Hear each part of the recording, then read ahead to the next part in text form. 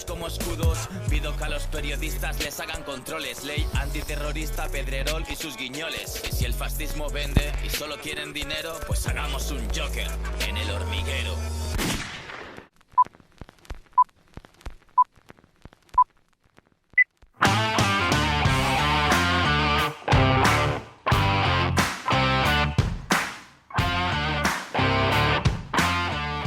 Con esta sintonía, ya saben, cada 2 semanas tenemos una cita los jueves para analizar la actualidad desde la óptica millennial, algo que hacemos, ya saben, con el politólogo Javi Morante, que nos está escuchando hoy a través del teléfono. Javi, ¿qué tal? Muy buenas tardes. Hola, buenas tardes, ¿cómo va? Y en compañía hoy de la otra pata de los perfiles @2precaris, el sociólogo Albert Orti. Albert, ¿qué tal? Buenas tardes.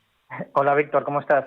Bueno, pues deseando escucharos, que llevamos ya unas semanitas sin hablar y tenemos bastante que analizar. Además, ahora que nos acercamos a fechas navideñas, son fechas de mucho consumo y por tanto de mucho trabajo en la otra cara, pienso en todo el gremio del comercio. Y hablamos hoy pues de esa actividad, digamos, a raudales, que ahora sí está justificada, pero a veces como que se trabaja de más por aquello de que no hay que parar nunca. Es una espinita que tenemos ahí los millennials, ¿no? Sí, así es. Nosotros queríamos traer este fenómeno que nosotros hemos denominado hacer ver que se trabaja para justificar que se es un buen profesional. Y lo queríamos traer para visibilizar el fenómeno, por supuesto, pero también para analizarlo y criticarlo. Yo quería lanzaros una primera cuestión antes de desarrollar qué consiste este fenómeno. Y si quieres empezamos contigo, Víctor. Me gustaría preguntarte si alguna vez has tenido que fingir que seguías trabajando una vez habías finalizado la tarea. La verdad es que no, es que aquí en la radio no paramos mucho, entonces no he tenido la necesidad. Siempre he tenido trabajo por hacer o por adelantar.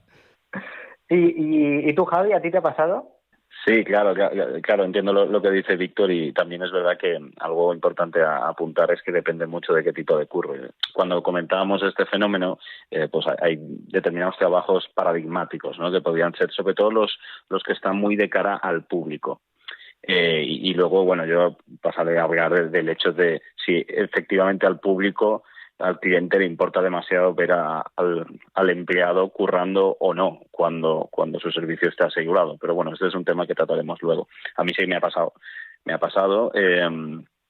este tipo de tareas estúpidas que tienes que llevar a cabo porque si no, no vaya a ser que estés quieto. Bueno, pues sí, no hay nada que hacer porque he acabado con absolutamente todo. Siempre hay algo que hacer, bueno, sí.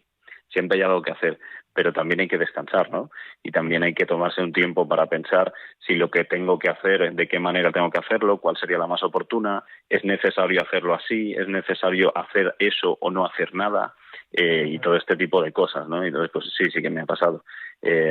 Más que por una exigencia propia, o quizás inicialmente por una exigencia externa, ¿no? Porque el jefe te mira o algún compañero, pero luego ya al final se convierte, y esto es lo más triste quizás, en una exigencia propia, ¿no?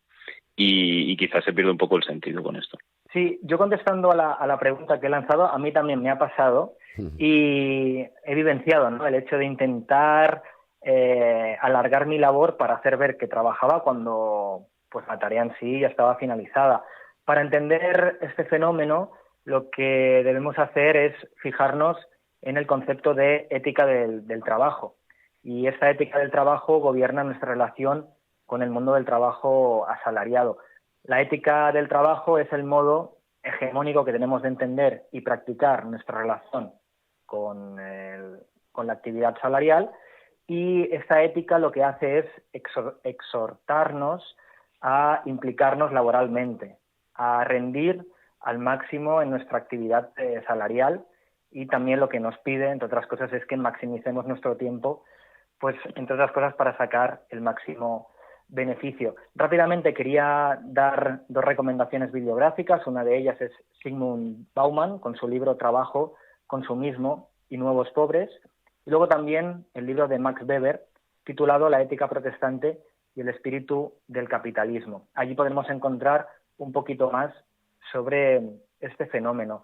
la siguiente cuestión que os quería lanzar... Yo que quería, perdona que te corte, Albert, pero es que me quedo con las ganas de que comentemos, claro, si esto no se debe también pues a una situación histórica que nos ha tocado vivir porque hemos enganchado una crisis tras otra, la del ladrillo en 2008, luego económica, ahora sanitaria también con su variante económica. Claro, nos hemos acostumbrado, ya parece, a agradecer el simple hecho de poder trabajar.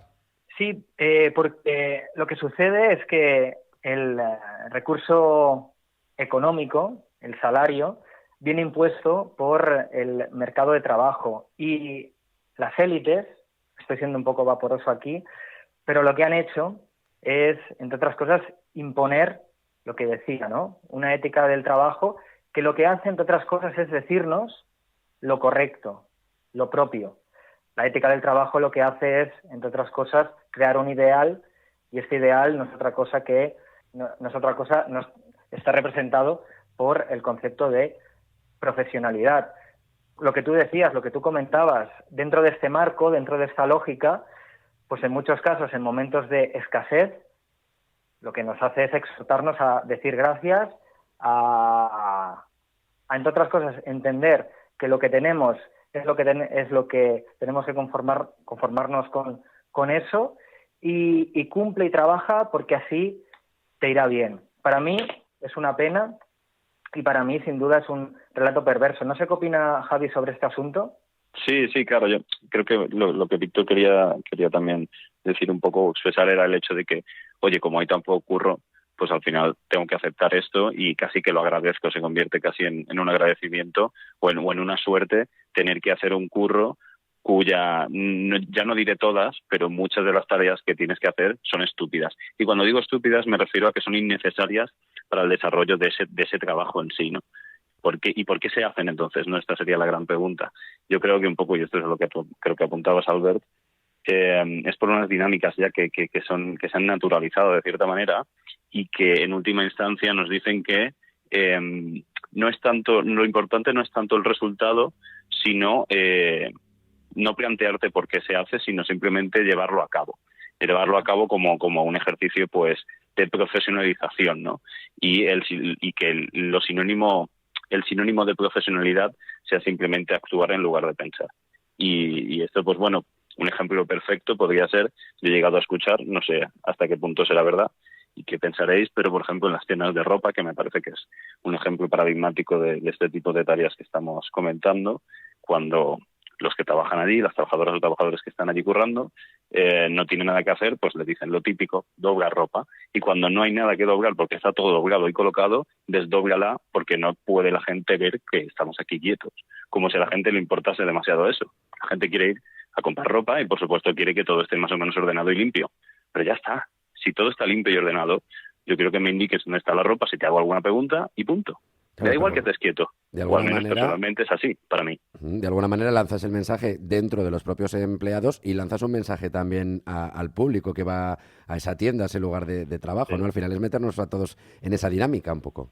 Sí, totalmente. Bueno, justo hablando de este ejemplo, yo creo que también, y al menos para mí de nuevo es personal, pero creo que es muy molesto cuando entras en estas tiendas con la música tan estridente, súper fuerte, eso pues te incita un poco a comprar rápido, ¿no? El consumo rápido. Esto quizás ya se nos sería un poco del tema, pero de nuevo determina no solo al empleado, sino también a los clientes o potenciales clientes. Y a propósito del ejemplo que visibilizaba Javi, por ejemplo, en el mundo de las oficinas, ¿no? Esos trabajadores que están sentados en sus escritorios, el hecho de estar fingiendo, ¿no? Que estás escribiendo un mail o quizás ordenando una carpeta. Por ejemplo, también, ¿no? Recuerdo cuando trabajaba en hostelería, limpiar ese pasillo por el que no pasaba nadie, ¿no? Pero esa imposición, ese relato que venimos manifestando un tanto pernicioso hacía que que tuvieras que limpiar sobre lo limpio. Yo aquí, como última reflexión, quería manifestar el hecho de entender que en muchos casos, pues las personas ya cumplen con lo que se les pide. Es decir, si una persona debe realizar un informe, lo realiza, lo supervisa, y que en muchos casos el tiempo que queda antes de finalizar la jornada de trabajo puede ser beneficioso para esa persona para descansar, para reponerse, para recobrarse. esta idea muy extendida por el empresariado, que el trabajador sí o sí debe quedarse en la oficina para intentar aprovechar, puede ser pernicioso para la persona, ¿no? Intentar cambiar el chip, intentar ver este tipo de dinámicas desde otro enfoque, yo creo que en última instancia puede ser positivo para el empleador. No sé cómo valoráis esta reflexión.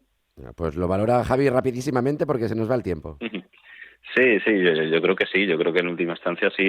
Lo que pasa que quizás soy mal pensado, pero me parece que no llegará a ocurrir, al menos por voluntad propia de los propietarios, de los jefes, de los empleadores, porque ellos consideran que la explotación, al menos en este tipo de trabajos más precarizados, siempre le va a suponer más beneficios que el buen trato hacia el empleado. Yo creo que se equivocan, pero es verdad que a corto y medio plazo quizás económicamente les funciona mejor. A largo plazo seguramente no. Y ya para acabar, yo por mi parte decir que creo que esto está muy relacionado, todo esto que estamos comentando, con esta sobre sobre el exceso de importancia que se le da al marketing, también con el concepto de hombre proyecto que alguna vez hemos comentado Albert y yo, y esta naturalización de estas dinámicas del consumismo y del trabajo que tenemos hoy en día, que nos impiden en última instancia pensar si lo que estamos haciendo es correcto y útil además. Venga, pues ahí tenemos desde luego ya material para la reflexión. Ahora sí nos vamos despidiendo. Javi Morante, Albert Orti, las dos patas de los perfiles @2precaris. Gracias por haber estado una vez más con nosotros analizando un poco nuestra realidad desde la óptica millennial. Muy buenas tardes. Muy buenas tardes. Gracias. Hasta luego.